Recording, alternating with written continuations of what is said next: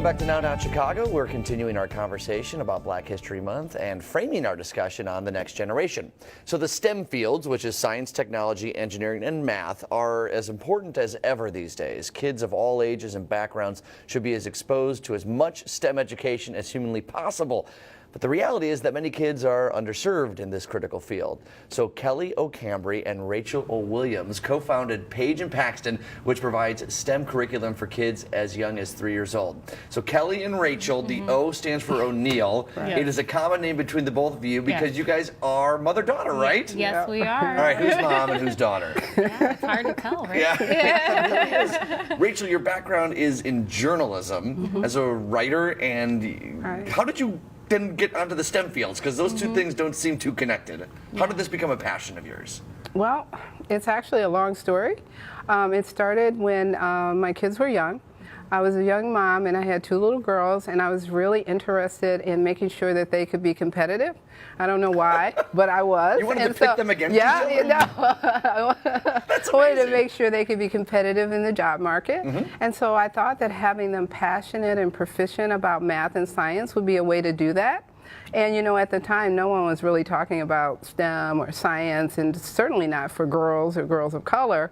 And so I was, I guess, kind of ahead of my time there. And so basically, I started looking for resources, and all the resources at that time were really boring.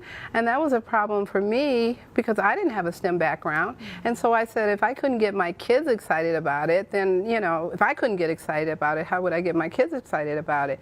So I was working on this other business venture, and I developed these 2 puzzle piece logos. So I did the research and I coupled it with the puzzle pieces and did it through storytelling. Oh, wow. And, you know, the story fast forwards 20 years later, and something really amazing had happened. My youngest daughter was actually getting a degree in biology and minor in chemistry. Today she's a 3rd-year dental student at UIC. I'm sorry, a 4th-year dental student at UIC. And don't shortchange her that year. Yeah, I don't want to do that because we definitely want to get her out of school. And you know, Kelley was, on the other hand, she was in the technology and she was in the math sector, and she was working with pipelining programs to get kids interested in the technology. And she was actually one of the founding members of the New York chapter of Black Girls Code. And so to make a long story even longer, she actually noticed that all of these programs that she was volunteering for were really awesome, but they started much too late.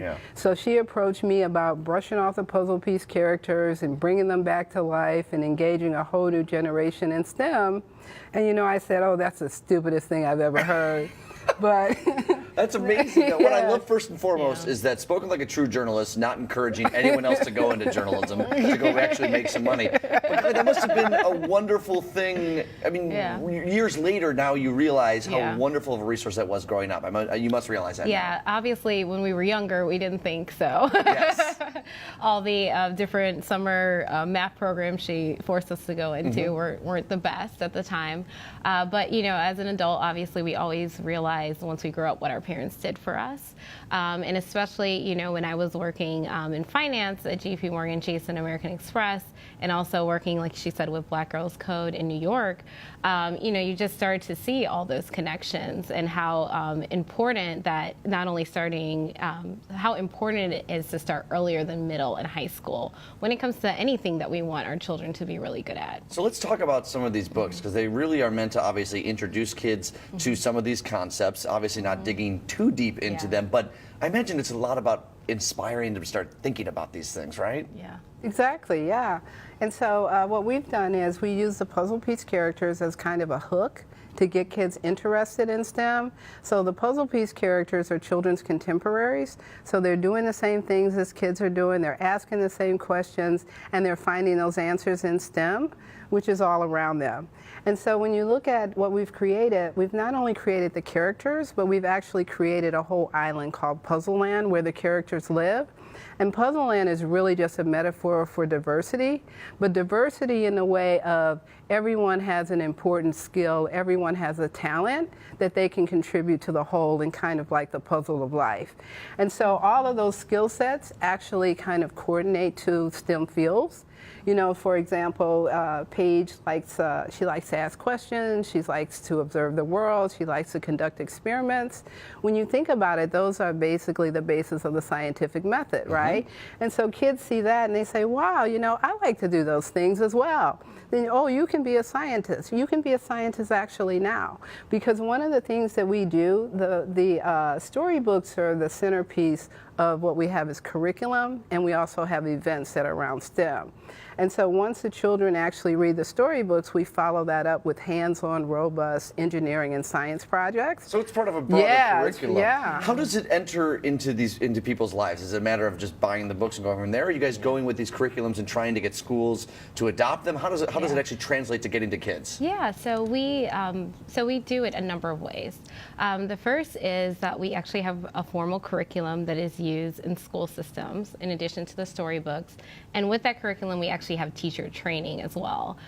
Because unfortunately, a lot of elementary teachers did not study a science or engineering field in school. And honestly, a lot of them avoided a lot of those subjects when they were in school. So that's a really key part of the formal curriculum.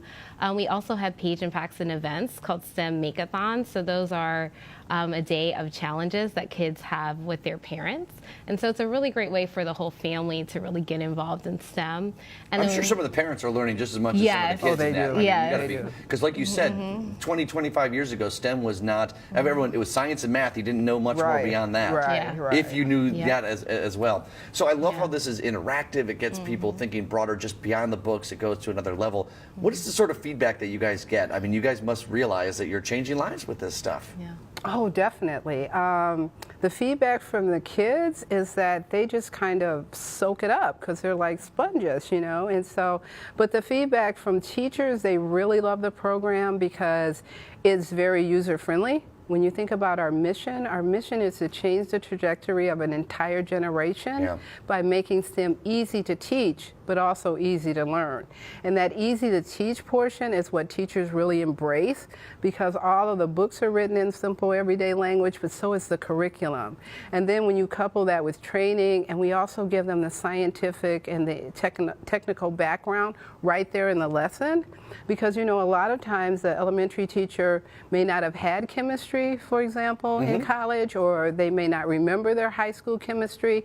And so to really break down those concepts for them right there in the lesson, that gives them the confidence to be able to deliver it with not only enthusiasm, but accuracy, which is so important. I think that teaching STEM must be the biggest return on investment, to use a business term to get kids to get to that next level, to empower them and maybe a whole generation, a whole community about doing this. We got to wrap things up really quickly. Where can people find more information if they want to learn more about this? Yeah, so the best way to get involved with us is actually come to one of our make-a-thons. So we just had one yesterday. It was on simple machines, but the next one is going to be in April. So the best place to check that out is www.paigeandpaxton.com/events. You guys need a reality show, by the way. Yeah. Can we get that going? Oh, yeah. Before they went on the air, those two were really funny, and they continued it into the interview.